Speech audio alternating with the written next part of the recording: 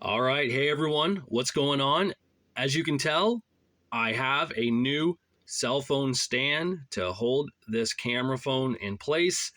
So, once again, I can bring to you videos using both my hands and not having that shaky vibe with one hand holding the cell phone as I go through and show a magazine. Today, I have a special treat for everyone, especially you United Kingdom fans, because today I am going to take a look at the covers of the British Bulldog Davey Boy Smith. That's right, British Bulldog Davey Boy Smith, the same guy who I just watched last night on the WWE biography stories they do on A&E. I guess it's WWE's answer to Dark Side of the Ring, and it's okay. They're okay. I mean, I don't hate them. You can just tell that they're still very WWE watered down stories. But it is what it is, right? It's wrestling. So let's take a look here at this man right here, Davey Boy Smith, one half of the WWF Tag Team Champions here with his cousin, the Dynamite Kid. This, of course, is a WWF program magazine that came out after they won the tag titles from the Dream Team at WrestleMania 2. Up next, I have November 86 I jumped the gun. August 86, there we go, of The Wrestler. And we got Davey Boy and Dynamite there. It says, "The Empire Strikes Back. The British Bulldogs win the WWF Tag Team title." That looks like it's a shot from Japan, too, that photo. Here we go. Now we got November 86, PWI, Bulldog versus Bulldog. It really happened, and we have the photos. Of course, this is the photos they have of, let's see if I can find it here real quick. Where would it be at here?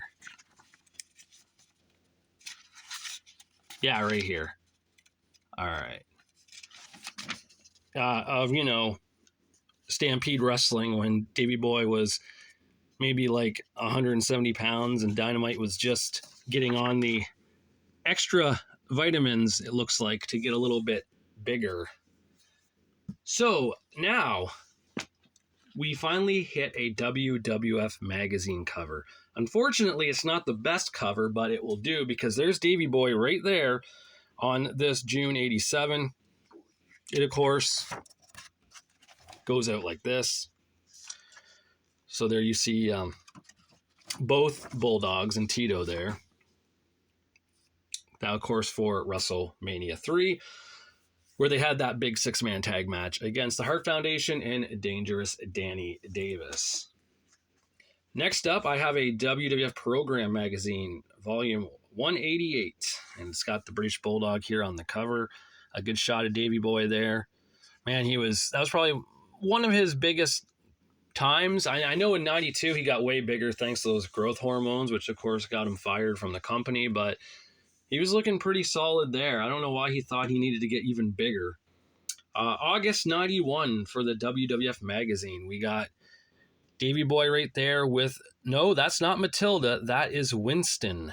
Winston, the Bulldog that Davey Boy had at the time. And I was such a big Bulldog fan that I actually named my dog Winston after that. I had a miniature German Schnauzer, and I got him in October of 1992. So I was 11 years old, and Davey Boy was Intercontinental Champion then. You know, he was riding high. Little did I know he was going to be losing the title to Shawn Michaels, like in a matter of probably weeks, if not less, maybe days. I forget what day I got Winston in October, but I know the Saturday Night's Main Event show happened. I'm pretty sure it was in October, and if not October, or at least early November, and Davey Boy lost the belt to Shawn Michaels. But at this time, Davey Boy was riding high in 1992, and that's why I named my dog Winston. So Winston got named after Winston the Bulldog. August 92, we see the British Bulldog here on the WWF magazine once again. That would be his last appearance on the magazine for quite some time, because he would be going away to WCW soon enough, right? But that didn't stop other magazines from putting him on the cover for the time being. The Wrestler, October 92, we get Changing of the Guard, British Bulldog and the Ultimate Warrior both on the cover there. It says, why they'll be crowned kings at SummerSlam. One was, the other one not so much, right? Inside Wrestling, October 92, we had the SummerSlam 92 preview. We got Brett and Davey there at the bottom. Going, of course, the Intercontinental title. That was the main event of SummerSlam, which at the time was unheard of to have the Intercontinental title main event over the WWF title on a pay-per-view. So that's just how big of a deal the British Bulldog was, of course, in his home country of England.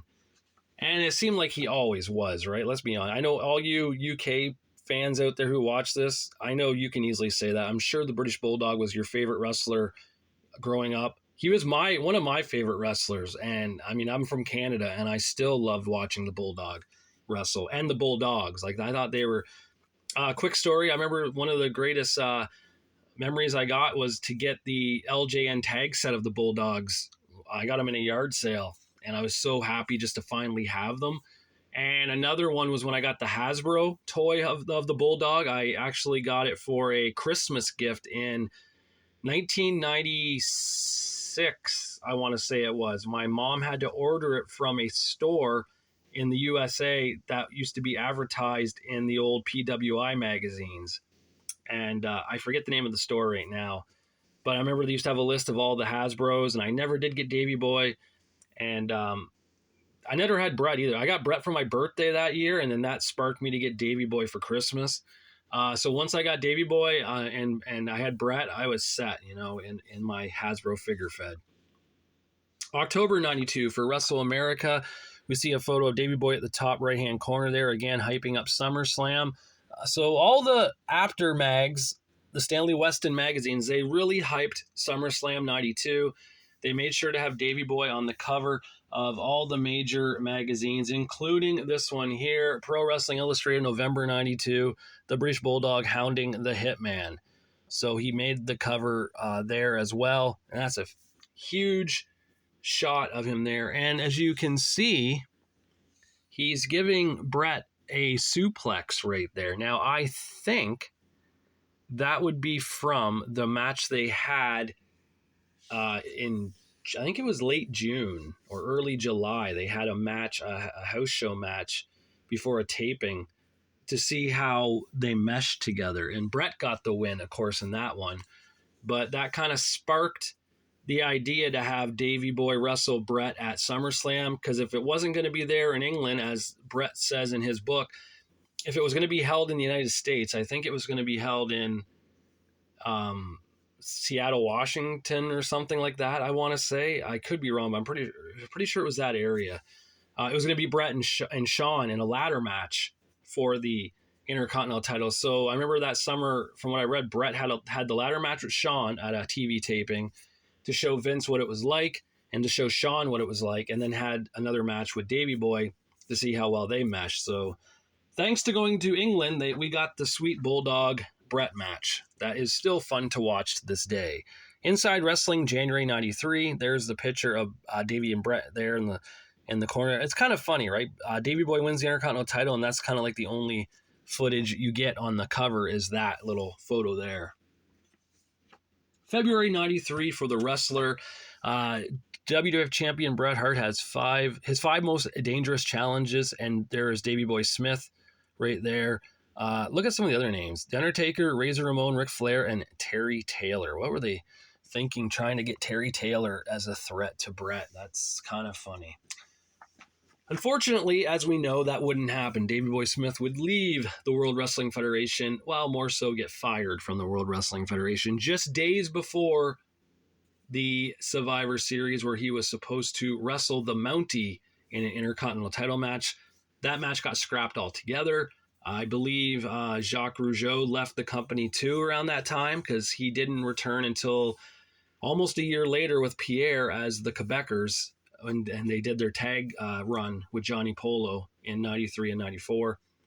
But Davey Boy was gone. Where was the British Bulldog? Where did he disappear to? Why is he gone? I don't understand this. There was no internet in 1992. Where the hell did Davey Boy Smith go, right? It wasn't until I had a tape of Super Brawl 3, and that is when I found out that the British Bulldog was now a part of World Championship Wrestling. And there is WCW June 1993, and there he is on the cover, and it has the exclusive coverage of Super Brawl 3 in that magazine as well. For July 93 of Inside Wrestling, Davey Boy Smith dogs Big Van Vader. Could Bret Hart be next? I guess I don't know why they're trying to hyping that Davey Boy could be going back to the WWF. That seems kind of weird. No, he was in WCW for the complete year of 1993 and had title matches galore on either Clash of the Champions or pay-per-views. He wrestled Vader a few times for the WCW title. He wrestled against the Nasty Boys with Sting as his partner for the WCW tag team titles. And he wrestled Lord Steven Regal at Halloween Havoc 93 for the television title, which is a great match. That match is so good. If you go back and watch Halloween Havoc 93, watch his match with Regal for the TV title. I believe it ends in a time limit draw, but man, it was good. And that's what I don't understand too. You pay money to bring the British Bulldog into your company. He just headlined the biggest SummerSlam in history at that time of the WWF. He was in the main event. He won the Intercontinental title. And Vince lets him go for reasons, of course. WCW says, well, we'll take you. And they don't strap the rocket ship to him. They just say, you know what? Here you are. Here's some title matches. And no wonder Davey Boy left. His last program was supposed to be against Rick Rude for the WCW International title, and he didn't even show up for Starrcade for that. He was done. I believe the Big Boss Man took Davey Boy's spot in that one. WCW Magazine, August 93. We get Davey Boy and Sting on the cover here for the Beach Blast preview. The cool thing about this magazine is it's double-sided. You get Vader and Sid on one side, and you get Davey Boy and Sting on the other. I do not believe I have the poster. No, the poster of Davey Boy is not in here, unfortunately. Unfortunately, too, I mean, these magazines are hard to find, these WCW magazines. So if they don't have the poster in it, you kind of have to hold on to it until, if you're lucky to find one that does. And like I said, these magazines very rarely come up. And when they do, they're pretty pricey for some strange reason. Inside Wrestling, September 93, we get Razor on the cover, but up here it's Sting and Davey Boy, and it says Sting and Davey Boy, too good together for their own good. So, I mean, they were kind of like the superpowers of that era for WCW. They were wearing the red, white, and blue. Of course, the Union Jack for Davey and Old Glory for Stinger. And feuding with the likes of Vader and Sid and Harlem Heat and Nasty Boys. You know, sometimes Rick Rude and Paul Orndorff and tag match. I mean, everything. They were definitely seen as a big, almost like the mega powers of the WWF was Sting and Bulldog for WCW. Wrestling Superstars, October 93, a thrilling tag team dream match. Hogan and Beefcake against Sting and Davey Boy. So, of course, at the time, Hogan and Beefcake were the mega maniacs doing their thing in WWF, trying to go after Money Incorporated for the tag titles, and Bulldog and Sting were doing their thing in WCW, right? Going after Vader and Sid. Well, as I said, Davey Boy lasts 1 year. 1993 was the year of the Bulldog for WCW. Did not come out the way he probably had hoped, or any Bulldog fan had hoped. Bulldog did not win one single WCW championship while there for the year. So he disappeared again for a while and came back at SummerSlam 94, of course, as a audience member, a crowd member, to cheer on Bret in the Bret Owen cage match. And December 94 of the WWF magazine, we see right here the bark of the Bulldog, K9 back with a vengeance, and there's Davey Boy. A small photo of Davey Boy, but still Davey Boy nonetheless. Also, this marks the last ever appearance of Randy Savage on a WWF magazine cover, because he was headed to WCW. For this magazine, 1994, the year in review for the WWF, we get Bulldog at the bottom there, press slamming an enhancement talent on an episode of either Raw or Superstars. So he makes the cover, a small photo, albeit, but the cover of that magazine. For March 95, the WWF magazine, we got Brett on the cover, but we get Davey Boy inside. We also get, look at that. Those are the original cards. That's the first one, right? Yeah, number 1. Diesel was the first. And you know what's funny? That's kind of a side rant here, but these kind of cards on eBay go for ridiculous money too. And all they are cardboard that you rip apart, and put in I don't know, in your card collection, I guess. So there's Davey Boy right there. There's the centerfold of Davey Boy. So that's kind of neat to see. Next up is The Wrestler, June 95. He's barking and ready to bite. The British Bulldog demands a title shot now. That, of course, being when Davey Boy turned his back on Big Daddy Cool Diesel and the fans and his own partner Lex Luger. And he went the way of being a villain, a heel, a bad guy. And in Camp Cornette, Jim Cornette would manage him. So that was the end of Babyface Davey Boy until 97, when he turned Babyface for a cup of coffee before going back heel again to join up with his brother-in-laws and friends in the Hart Foundation. So this is the July-August 97 Raw magazine, and we get Davey Boy as Brett's, right-hand man there, right by his side. Davey Boy always pushed the wheelchair around, or Jim Neidhart did. Yeah, definitely those two were Brett's right-hand guys to help him get around. And of course, the last WWF magazine cover appearance, not a good one, but here it is. It's the December 97, The Hearts Declare War on Michaels. That's from the European pay-per-view, One Night Only, where Davey Boy lost the European title to the Heartbreak Kid, Shawn Michaels. And that magazine there, I believe, is a Canadian magazine. The American magazine has Stone Cold Steve Austin on the cover with a deer head replica, but it's Owen Hart's head, I believe. And I don't have that in my collection, so that's something I need to find one day too. But I'm glad I got that one with Davey Boy, Owen, and Brett. That means more to me, being Canadian, to have those three on the cover. And I think a lot of you UK fans would agree. I felt like the British Bulldog was an adopted Canadian. I felt like he was one of us, and I'm willing to bet you United Kingdom fans felt the same about Brett and Owen in your country, that they were, adopted sons and part of the UK family. So I just think that that's such a cool magazine to have. It's just too bad it didn't have a better outcome with Davey Boy winning, but, it is what it is. And unfortunately, I have to end on this magazine here, The Wrestler of November 2002, because it has an entire story of Davey Boy Smith, a career of brilliance, a life of turmoil, 1962 to 2002. Davey Boy Smith was 39 years old when he passed away, and it's crazy to think that, because I'm 43 years old right now, so it's weird to think I outlived the British Bulldog. But, unfortunately, as we saw, the last few years of Davey Boy's life was not the best, unfortunately. Not the best. So I believe that's everything I have with the Bulldog on the cover for the time being.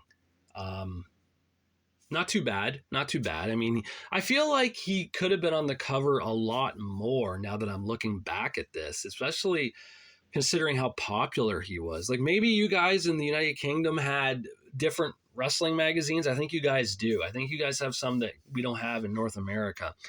Maybe Davey Boy was on the cover more there than he was here, but he was so popular here, I don't understand how he wasn't on the cover more often. And maybe it has something to do with, the WWF not wanting photographers that aren't their own to come into their events and take photos and whatnot. Maybe that makes it a little more difficult. I don't really know, but I just feel like that guy, I don't know. It's like, how do you not push that guy even more with photos, or even push him in your organization? Like when Davey Boy was straight and you know, straight headed and had a good positive thought process and things, and wasn't drugged out of his mind, he was so good, so good. And I think anyone would agree with that if they watch his matches. He could do so much, especially for his size. He could still do, you know, those handspring flips and kip ups and all that kind of stuff. And he just looking at him at the end, his WCW run, especially from '98 through well, I guess just through '98. He was there for a year and wrestled and was not very good. One week he'd be babyface, the next week he'd be heel, depending on what match he's in. You know, he'd come out and high five the fans one week, and then the next week him and Jim Neidhart would be heels wrestling you know, Lex Luger and Sting. And then the following week he'd be babyface with Jim Neidhart wrestling Disco Inferno and Alex Wright. It made no sense. That WCW run made no sense, unfortunately, for Davey Boy. But his WWF run in '99 and 2000 wasn't much better. He won the European title one more time, and he won the WWF Hardcore title twice. Once winning it and handing it over he beat the Big Boss Man on SmackDown, I believe, and handed it over to Al Snow. And then another time, I believe he won it over at the Insurrection pay-per-view in April of 2000 over in the UK, and lost it like the following Raw back to Crash Holly. So, yeah, and that was it. Davey Boy left the WWF, and next time I heard about Davey Boy was unfortunately his passing in 2002. So, yeah, but yes, the British Bulldog, Davey Boy Smith, was indeed one of my favorite wrestlers. I have his, like I said, I had his Hasbro. I had his, or I still do. I still have the two BCA figures. Those are the bone crunching action figures. I still have two of those that came out back in 97, 90. I think they were out in 97. I think they both came out then. So I got them, and I had the LJN. You know, I had the Mattel too. I had the Mattel one. I had two of them. I remember I had the Elite one, and then I had the SummerSlam Basic. I remember I had that too. But you know, it's just so many action figures. I just gave up. But I will be getting the new British Bulldog Hasbro retro figure when it comes out. I found out it comes out later this year.